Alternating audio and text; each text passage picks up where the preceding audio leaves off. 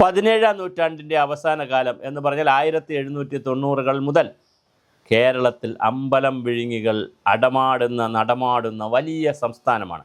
ടിപ്പു സുൽത്താൻ്റെ കാലം മുതൽ ടിപ്പു സുൽത്താൻ ഗുരുവായൂർ ക്ഷേത്രത്തിൻ്റെ ആളുകൾ ഗുരുവായൂർ ക്ഷേത്രം ആക്രമിച്ചപ്പോൾ ഗുരുവായൂരപ്പൻ അവിടെ നിന്ന് എടുത്തുകൊണ്ട് പോയി രാജാ കേശവദാസിൻ്റെ ഒക്കെ നിർദ്ദേശപ്രകാരം അത് അമ്പലപ്പുഴ ശ്രീകൃഷ്ണസ്വാമി ക്ഷേത്രത്തിൽ ഒളിച്ചു വെച്ചു എന്നും വിഗ്രഹം.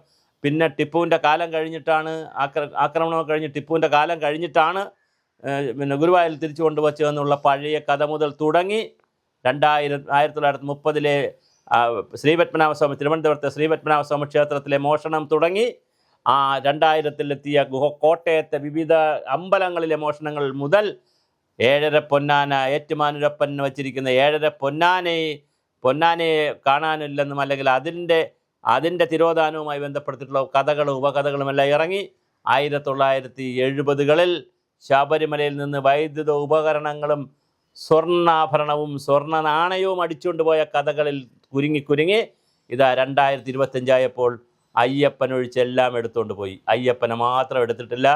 ചിലർ പറയുന്നു കട്ടളയെടുത്തു, ചിലർ പറയുന്നു അസ്ഥിവാരം എടുത്തു, ഇനിയിപ്പോൾ വേറെ ചിലർ പറയുന്നു മേൽക്കൂര എടുത്തിട്ടുണ്ട്, സകലതും എടുത്തുകൊണ്ട് പോയിട്ടുണ്ട്. പക്ഷെ എടുത്തതാര് എന്നുള്ളതാണ്. ഒരൊറ്റ പോറ്റിയാണ് ഇത്രയും പാളിയും ചമന്നുകൊണ്ട് പോയെന്നാണ് കഥ. ഒരിക്കലും അങ്ങനെ വരാൻ സാധ്യതയില്ല. ആ കുഞ്ഞൻ പോറ്റിയുടെ പേര്, ഞാൻ കുഞ്ഞനെന്ന് പറഞ്ഞ ബോഡി ഷെയിം അല്ല കേട്ടോ, ആൾ കുറച്ച് സൈസ് കുറവായതുകൊണ്ട് പറഞ്ഞാൽ ആ കൊച്ചു പോറ്റിയുടെ കീഴിൽ ആ കൊച്ചെന്ന് പറയാം, അപ്പോൾ പിന്നെ ബോഡി ഷെയിമിങ് ഇല്ല. കൊച്ചു പോറ്റിക്ക് ഇതെല്ലാം ചെയ്തു കൂട്ടാൻ കഴിയുകയില്ല. എന്തായാലും കേരളത്തിൽ ഇന്ന് അതുപോലെ തന്നെ മലബാറിലൊരു ക്ഷേത്രത്തിൽ 40 പവൻ്റെ സ്വർണം കാണാനില്ല. ആരാണ് എടുത്തുകൊണ്ട് പോയത്? മലബാറിലെ പല ക്ഷേത്രങ്ങളിലും സ്വർണം കാണാനില്ല, കാണിക്കവഞ്ചി കാണാനില്ല. ദേവൻ്റെ സ്വത്തെടുത്തുകൊണ്ട് പോവുകയാണ്, ദേവസ്വത്തിൻ്റെ സ്വത്തെടുത്തുകൊണ്ട് പോവുകയാണ്. എന്താണ് ഇവിടെ സംഭവിക്കുന്നത്? ശരിക്കും പറഞ്ഞാൽ ദൈവത്തെ രക്ഷിക്കാൻ ദൈവം തന്നെ ഇറങ്ങി വരേണ്ട സ്ഥിതിയാണ്.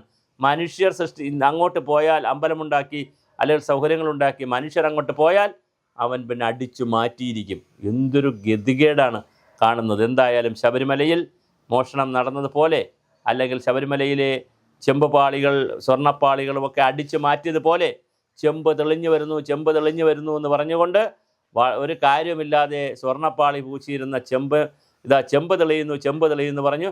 ഇത് ചെമ്പട എന്ന് പറഞ്ഞുകൊണ്ട് അവസാനം ഇത് ചെമ്പട തന്നെ അടക്കണ പ്രശാന്തിൻ്റെ ചെമ്പട എല്ലാം കൂടി ലാൽ സലാം സഹാവേ എന്ന് പറഞ്ഞ് മുദ്രാവാക്യമൊക്കെ വിളിച്ച് ഇങ്ങനെ അങ്കുലാബ് സിന്ദാബാദ് അയ്യപ്പൻ സിന്ദാബാദ് എന്ന് പറഞ്ഞപ്പോൾ ഇവിടെ തെരുവിൽ പിള്ളേരൊക്കെ യൂത്ത് കോൺഗ്രസിൻ്റെയും അതുപോലെ വലതുപക്ഷ UDF പാർട്ടികളുടെ യുവമോർച്ചയും BJP എല്ലാം കൂടി കല്ലും മുള്ളും സ്വാമിക്ക് പൊന്നും പണവും പിണറായിക്ക് എന്നുള്ള വലിയ മുദ്രാവാക്യവുമായി രംഗത്തിറങ്ങിയിട്ടുണ്ട്.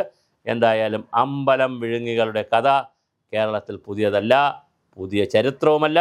1790 മുതൽ എന്ന് പറഞ്ഞാൽ 1800, പിന്നെ 1900, 2000, 2025 1400 വർഷത്തെ നല്ല പാരമ്പര്യമുണ്ട് നമുക്ക്. ദൈവത്തിൻ്റെ സ്വത്തടിച്ചുകൊണ്ട് പോയ, ദൈവത്തിൻ്റെ വിഗ്രഹം എടുത്തുകൊണ്ട് പോകുന്ന, ദൈവത്തിൻ്റെ സ്വന്തം നാടല്ല, ദൈവത്തിനെ വിഴുങ്ങികളുടെ സ്വന്തം നാടായി കേരളം മാറിക്കഴിഞ്ഞു.